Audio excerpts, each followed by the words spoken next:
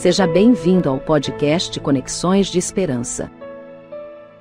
Este áudio é reprodução de leituras e reflexões diárias matinais de textos de Ellen White, feitas pelo pastor Carlos Alvarenga por videoconferência, através do aplicativo Zoom e transmitidas ao vivo pelo canal Conexões de Esperança no YouTube. Nosso desejo é que sua experiência com Deus seja enriquecida com o que você vai ouvir a seguir. Hoje, as nossas considerações estão baseadas no livro Atos dos Apóstolos, a partir da página 234. Lemos assim: Temos, porém, este tesouro, prosseguiu o apóstolo, em vasos de barro, para que a excelência do poder seja de Deus, e não de nós. Deus poderia ter proclamado sua verdade por meio de anjos sem pecado, mas esse não é seu plano. Ele escolhe seres humanos, homens cheios de fraqueza, como instrumentos da execução dos seus desígnios. Os tesouros de valor inapreciável são colocados em vasos terrestres. Por intermédio de homens, as suas bênçãos devem ser transmitidas ao mundo. Por meio deles, sua glória deve brilhar em meio às trevas do pecado. Referindo-se à sua experiência, Paulo mostrou que, ao escolher servir a Cristo, não fora movido por motivos egoístas. Os seus caminhos tinham sido assediados por provas e tentações. Em tudo somos atribulados, escreveu, mas não angustiados, perplexos, mas não desanimados, perseguidos, mas não desamparados, abatidos, mas não destruídos, trazendo sempre por toda parte a mortificação do Senhor Jesus no nosso corpo, para que a vida de Jesus se manifeste também em nossos corpos. Paulo recordava a seus irmãos que, como mensageiro de Cristo, ele e seus companheiros de trabalho estavam continuamente em perigo. Sofrendo fisicamente através de privações e fadigas, esses ministros de Cristo estavam imitando sua morte. Mas o que neles estava operando, a morte, levava vida e saúde espiritual aos coríntios que, por crerem na verdade, estavam sendo feitos participantes da vida eterna. Em vista disso, os seguidores de Jesus deviam ser cuidadosos para não aumentar por negligência e desafeição as cargas de trabalhos dos obreiros.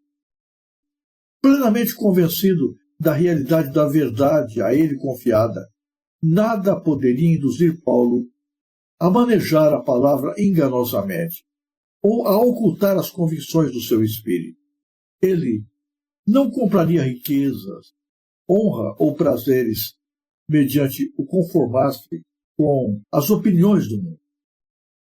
Não para o engrandecimento próprio pregavam os apóstolos do Evangelho. Era a esperança de apresentar a salvação que os levava a devotar a vida a esse trabalho.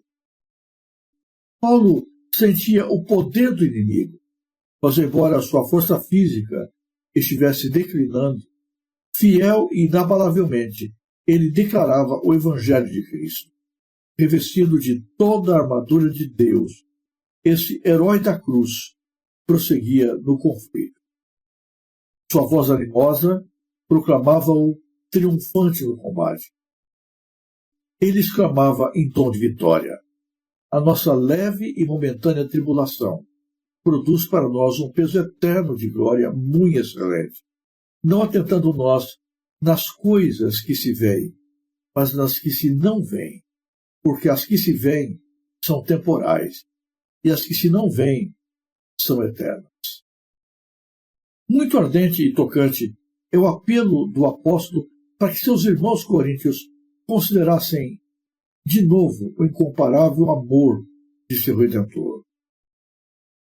Demoradamente, Paulo considerou ponto a ponto para que todos os que lessem sua epístola pudessem compreender amplamente a maravilhosa condescendência do Salvador em seu benefício. Paulo estava convencido de que, se fossem levados a compreender o estupendo sacrifício feito pela majestade do céu, todo o egoísmo seria banido da vida deles. Ele mostrou como o Filho de Deus tinha posto de lado a sua glória, submetendo-se voluntariamente às condições da natureza humana, e então se humilhara como servo, tornando-se obediente até a morte e morte de cruz, para que pudesse levar o homem caído da degradação à esperança, à alegria e ao céu. Quando estudamos o caráter divino à luz da cruz, vemos a misericórdia, a compaixão e o perdão misturados à equidade e à justiça. Vemos no trono alguém tendo nas mãos, nos pés e no lado, as marcas do sofrimento suportado para reconciliar o homem com Deus.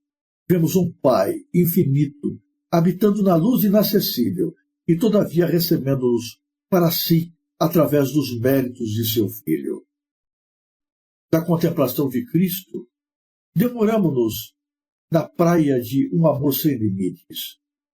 Procuramos falar desse amor, e a linguagem falha.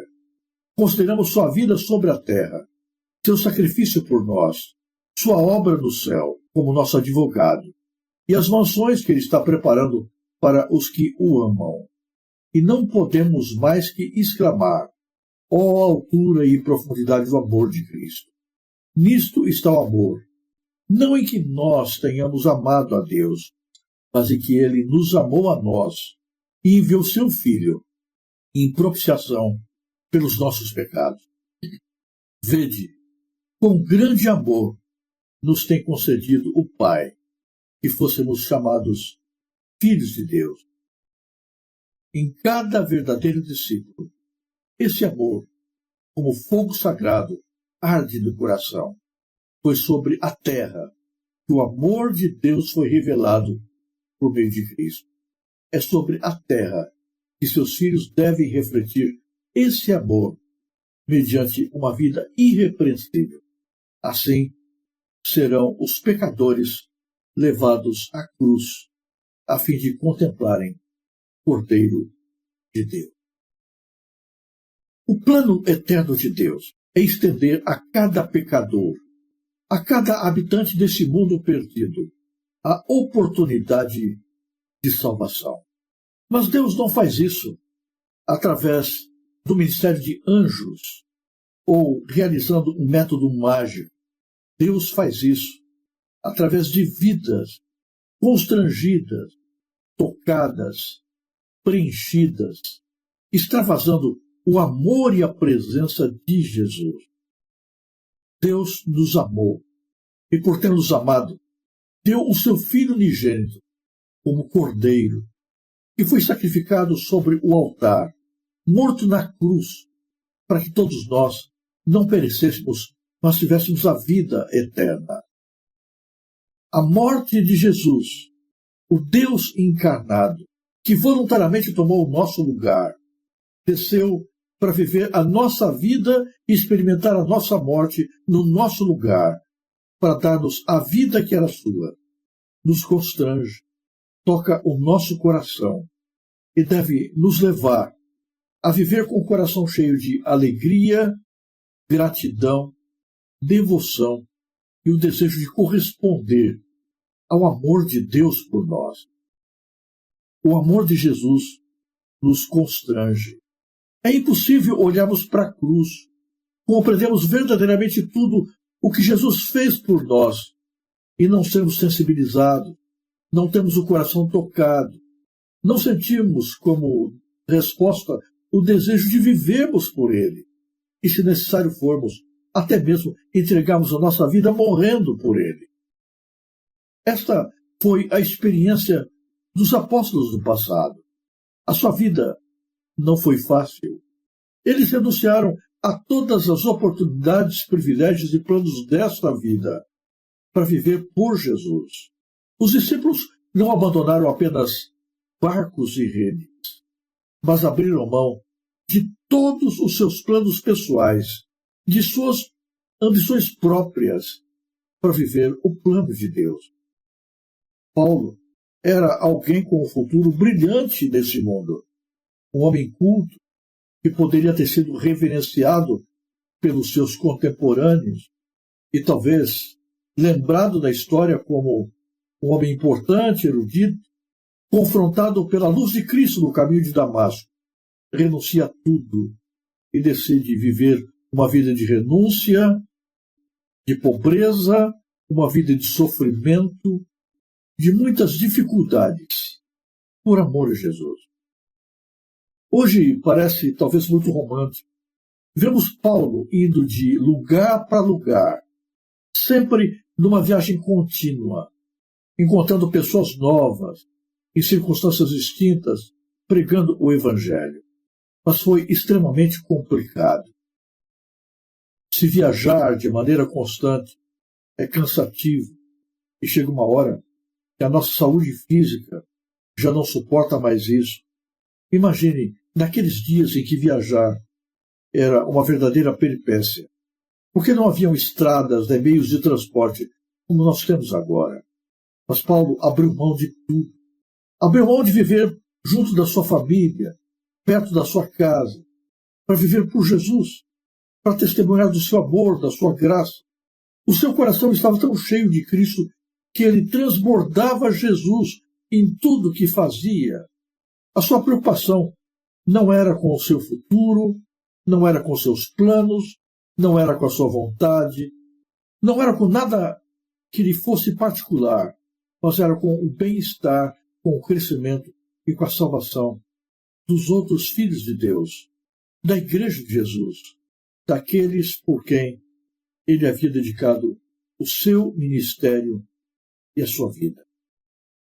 E o objetivo de Paulo era um só: extravasar o amor de Jesus de tal maneira que aqueles que o seguiam estivessem cheios também e vivessem de tal modo que também transbordassem Jesus para os outros que estavam ao seu redor.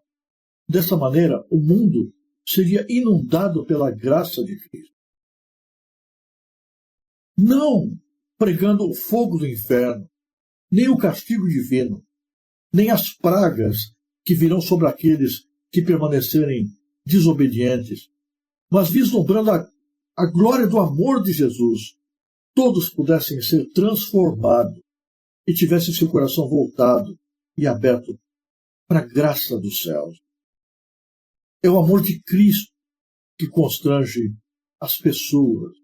É o amor de Cristo transbordando do nosso coração que leva outros corações a também sentirem o desejo de amar Jesus.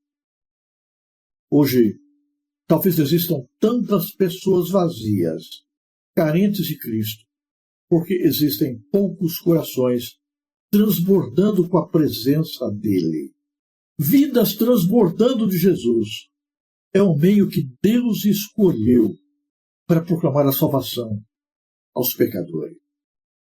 Não é por um ministério profissional, não são por métodos técnicos, não é por técnicas de convencimento, técnicas de marketing, de cult, não é por linguagem neurolinguística que pessoas são convertidas à graça de Jesus. É por vidas que transbordam Cristo. É por pessoas que transpiram Jesus. É por gente que está cheia do amor de Cristo. Não há como nós escondemos o amor de Jesus. Na carta aos Coríntios, Paulo usa duas expressões que são extremamente importantes para compreendermos o nosso testemunho. Ele fala do perfume. Nós somos o bom perfume de Cristo. As pessoas sentem o aroma de um bom perfume. Não se pode esconder um perfume agradável. Ele é percebido de longe, ainda que de maneira sutil. Assim, uma vida em que Jesus vive não passa desapercebida. Paulo usa também o símbolo da carta, dizendo que nós somos a carta de Jesus para o mundo. Existem muitas pessoas que talvez nunca lerão a Bíblia, porque não têm disposição. Alguns talvez porque não tenham oportunidade. Mas as pessoas podem ler a Bíblia através da nossa vida. Alguém escreveu com muita propriedade sobre a sua mãe, dizendo: ela foi a primeira Bíblia que eu li na minha vida. Veja a beleza dessa expressão. O testemunho, o caráter, as obras, a maneira como a sua mãe vivia, tinha um poder de tal modo que o filho, ao olhar para ela, estava como que lendo a própria palavra de Deus. Você sabia que as pessoas leem a nossa vida? Você sabia que as pessoas sabem mais de você do que você imagina? Você já parou para pensar que as pessoas olham os detalhes daquilo que você faz, de como você reage, de como você vive, se movimenta, se relaciona, e através daquilo que leem de você, fazem um julgamento da sua fé e do seu Deus? Sabe por quê? Num momento de desespero, um vizinho te procura e diz: você poderia orar por mim? Não é por acaso que ele faz esse pedido. É porque ele esteve olhando para você, lendo a sua vida e vendo Deus através de você. Então, no momento de necessidade, ele recorre a você, para que você busque a Deus junto com ele. Busque a Deus por ele, que interceda em seu favor. O mundo percebe quando o nosso cristianismo é verdadeiro e quando ele é hipócrita. O mundo percebe quando a nossa religião é um extravasar de Cristo na nossa vida, ou quando é mera profissão de fé. Infelizmente, ser cristão hoje não é mais ser parecido com Jesus. Ser cristão hoje, para muitos, é simplesmente buscar uma espiritualidade mágica que garanta sucesso, progresso, prosperidade e nada além. São pessoas esquisitas que têm uma vida estranha para o mundo. As pessoas olham para os cristãos atuais e veem, na maioria das vezes, tudo menos Jesus. E por isso, as pessoas permanecem longe. Paulo insiste que a nossa vida seja tão cheia de Cristo, que transborde dele, e que, transbordando Jesus para o mundo, todos possam ver em nós o caminho da salvação, a presença de Deus, se sintam motivados a amá-lo e segui-lo. Ore a Deus por um cristianismo mais autêntico. Ore mais para ser cheio de Jesus, para ser cada vez mais parecido com Cristo, para que o amor de Cristo esteja presente em sua vida de tal modo que você viva, não para você mesmo, mas viva com gratidão, como expressão de louvor a Jesus e tudo o que Ele é.